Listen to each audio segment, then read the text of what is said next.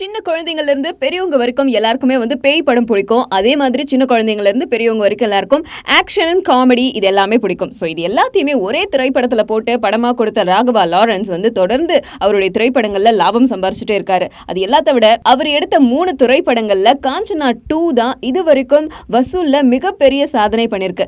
அது மட்டும் இல்லாம 2015 வருஷத்துல 100 கோடியையும் தாண்டி வசூல் பண்ண முதல் தமிழ் திரைப்படம் அப்படிங்கிற பெயரையும் காஞ்சனா 2 திரைப்படம் வாங்கியிருக்கு. இதுல பியூட்டி என்ன அப்படின்னா, ராகவா லாரன்ஸ்க்கு இந்த திரைப்படத்தை எடுத்து முடிக்க மொத்தமே 17 கோடி தான் ஆச்சாம். ஆனா இது வரைக்கும் 108 கோடி வரைக்கும் இது வசூல் பண்ணிருக்கு. இன்னும் கொஞ்ச நாட்கள்ல இது 150 கோடியும் தாண்டும் அப்படின்னு சினிமா விமர்சகர்கள் சொல்லிக்கிட்டு இருக்காங்க.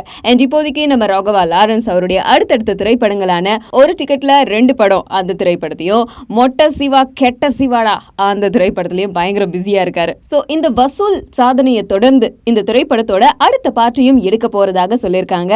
அதெல்லாம் இந்த திரைப்படம் முடிச்சதுக்கு அப்புறம் ஆரம்பிப்பாங்க. உடம்பு என்னுடைய என்ன சொல்றது பர்சனாலிட்டி இது எல்லாமே ஆரியா வந்து என்ன பார்த்தோன்னே திட்டுவாங்க. கொஞ்சம் லைட்டா தொப்ப உண்டாவோட ட்ரெஸ்ஸிங்ஸ் மற்ற விஷயங்கள் இது எல்லாமே சிம்பு சொல்லுவார் அடிக்கடி. படத்துக்கு சம்பந்தமான விஷயத்துல பிசினஸ் இந்த மாதிரி விஷயத்துல உதயநிதி ஸ்டாலினோட ஹெல்ப்